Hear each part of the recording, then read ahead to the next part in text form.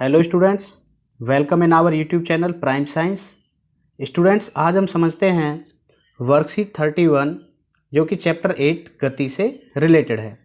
आज का हमारा वर्कशीट में डिस्कशन का मेन टॉपिक है त्वरण। हम समझेंगे त्वरण किसे कहते हैं, त्वरण का एसआई मात्रक क्या होता है और त्वरण निकालने का फॉर्मूला क्या होता है। स्टूडेंट्स, यदि आपने अभी तक हमारे इस चैनल को सब्सक्राइब नहीं किया है तो प्लीज़ हमारे इस चैनल प्राइम साइंस को सब्सक्राइब कर लें। स्टूडेंट्स, हमने लास्ट वर्कशीट में पढ़ा था कि कुछ वस्तुएं समान गति से गति करती हैं और कुछ वस्तुएं असमान गति से गति करती हैं।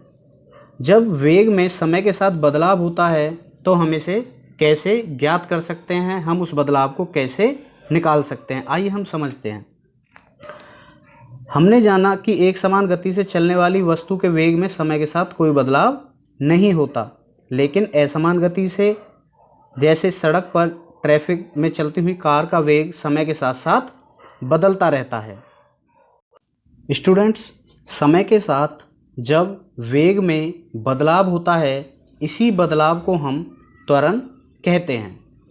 त्वरण को ए से व्यक्त किया जाता है, मतलब त्वरण को ए से निरूपित करते हैं।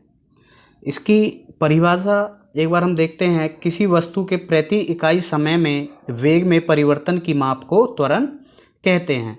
मतलब प्रति इकाई समय के साथ साथ जब किसी वस्तु की वेग में जो परिवर्तन की माप है, प्रति यूनिट जो वेग में परिवर्तन होता है, उसे त्वरण कहते हैं।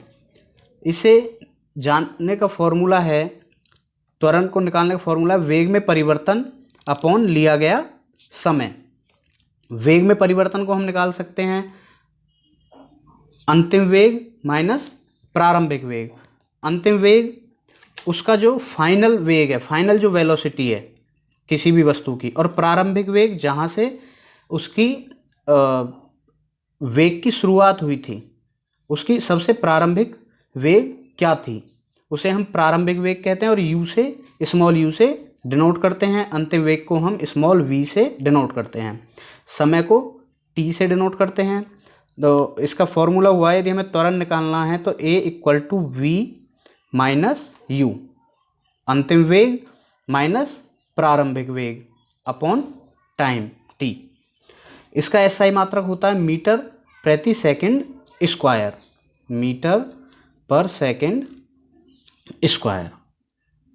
स्टूडेंट्स, अब देखते हैं त्वरण के आधार पर गति भी दो तरह से होती है, त्वरित गति और मंदन गति। त्वरित गति हम कह सकते हैं जब अंतिम वेग, किसी वस्तु का अंतिम वेग उसके प्रारंभिक वेग से अधिक होता है तो त्वरण धनात्मक होता है, और त्वरित गति इसे हम कहते हैं, मतलब उसकी जो वेग है वो समय के साथ साथ बढ़ रही है। लेकिन जब अंतिम वेग प्रारंभिक वेग से कम हो तो इस त्वरण को हम ऋणात्मक त्वरण या मंदन गति, रिटार्डेशन कहते हैं। इसको एक उदाहरण से समझ लेते हैं। सपोज किसी कार का प्रारंभिक वेग 0 है। जब उसने चलना शुरू किया तो उसने कुछ सेकंड के बाद 10 मीटर प्रति सेकंड की स्पीड अटेन कर ली। तो इसमें क्या हुआ, समय के साथ साथ उसका वेग बढ़ा, तो ये त्वरित गति है। लेकिन अब 10 मीटर प्रति सेकंड से जब उसने ब्रेक अप्लाई किया, उसे रोकना है, और घटते घटते वह 0 पे आ गया, उसका वेग 0 मीटर प्रति सेकंड हो गया, वो रुक गया। अब यहाँ पे क्या हुआ, उसका प्रारंभिक वेग तो 10 सेंटीमीटर है, 10 मीटर प्रति सेकंड है, और अंतिम वेग 0 है। तो यहाँ पर स्पीड कम हुई है, वेग कम हुआ है, तो यह त्वरण ऋणात्मक त्वरण कहलाता है। जब समय के साथ साथ स्पीड कम होती है, इसे हम ऋणात्मक त्वरण या मंदन गति कहते हैं। आइए एक एग्जाम्पल समझते हैं। यदि एक रुकी हुई बस के चलने पर वह 2 सेकंड में 5 मीटर पर सेकंड का वेग प्राप्त कर लेती है तो इसका त्वरण ज्ञात कीजिए। तो त्वरण का फॉर्मूला v अंतिम वेग माइनस u प्रारंभिक वेग अपॉन टाइम। अंतिम वेग है 5 मीटर प्रति सेकंड माइनस प्रारंभिक वेग था 0, क्योंकि खड़ी हुई थी बस, तो रुकी हुई थी, तो रुकी हुई वस्तु की कोई गति तो है नहीं, तो वो होगी 0।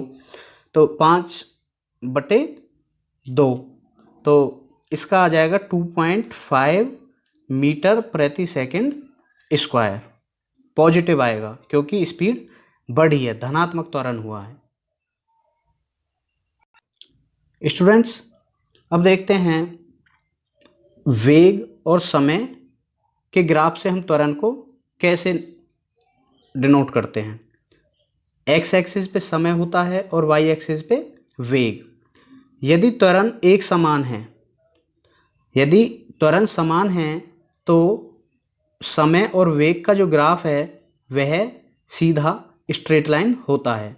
मतलब समय के साथ साथ वह समान गति से अपना वेग परिवर्तन कर रहा है। जैसे ऊपर से गिरता हुआ कोई पत्थर, वह जैसे जैसे नीचे आता है तो एक समान गति से उसमें त्वरण होता है और उसका वेग लगातार बढ़ता रहता है। लेकिन जब कोई वस्तु असमान रूप से अपना वेग को घटाती है या बढ़ाती है, तब इसका त्वरण असमान त्वरण नॉन यूनिफॉर्म एक्सेलरेशन कहलाता है और इसका ग्राफ इस तरह से एस शेप या कर्व शेप ग्राफ हमें मिलता है। स्टूडेंट्स, इस टॉपिक से अब यहाँ पर हमारे पास 4 क्वेश्चंस हैं। आइए इनको एक एक करके सॉल्व कर लेते हैं। त्वरण किसे कहते हैं, इसके सूत्र व इकाई को स्पष्ट कीजिए।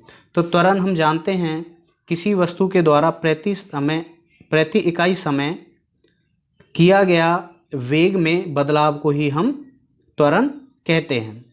इसका सूत्र होता है A = V - U / T और इसका SI मात्रक मीटर प्रति सेकंड स्क्वायर।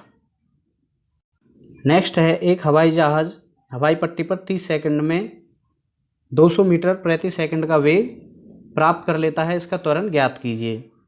तो A = फाइनल वेलोसिटी क्या है 200 मीटर माइनस इनिशियल 0 अपॉन लिया गया समय 30 सेकंड, तो 200 / 30। जो भी यहाँ पर आंसर आएगा वह इसका एक्सेलरेशन होगा, उसकी यूनिट मीटर पर सेकंड हम लिखेंगे। अगला है एक समान व असमान त्वरण को वेग समय ग्राफ द्वारा स्पष्ट कीजिए। स्टूडेंट्स, हमने लास्ट में ही पढ़ा है, जब एक समान त्वरण होता है तो समय व वेग का जो ग्राफ बनता है वह एक स्ट्रेट लाइन ग्राफ बनता है, सीधा ग्राफ बनता है। लेकिन यदि असमान त्वरण है तो वेग, समय व वेग का जो ग्राफ है वह कर्व शेप या एस शेप बनता है। नेक्स्ट है कोई कार एक समान रूप से त्वरित होकर 5 सेकंड में 5 मीटर पर सेकंड से 10 मीटर पर सेकंड की चाल प्राप्त कर लेती है। कार का त्वरण क्या होगा? सेम वही formula, A = final velocity V क्या हो जाएगी 10, इनिशियल प्रारंभिक वेग 5 और समय कितना लिया 5 सेकंड, तो 5/5 1 मीटर पर सेकंड स्क्वायर। मतलब उस कार की गति में 1 मीटर प्रति सेकंड स्क्वायर की दर से त्वरण हुआ। स्टूडेंट्स, यह था हमारा आज का टॉपिक त्वरण, एक्सेलरेशन। स्टूडेंट्स, जल्दी से आप इस वीडियो से अपने काम को कर लें, अपनी वर्कशीट को सॉल्व करें और यदि यह वर्कशीट आपके समझ में आ गई है तो हमारे इस वीडियो को लाइक करें, अपने क्लासमेट्स के साथ भी शेयर कर दें और हमारे इस चैनल प्राइम साइंस को सब्सक्राइब कर लें। Thank you.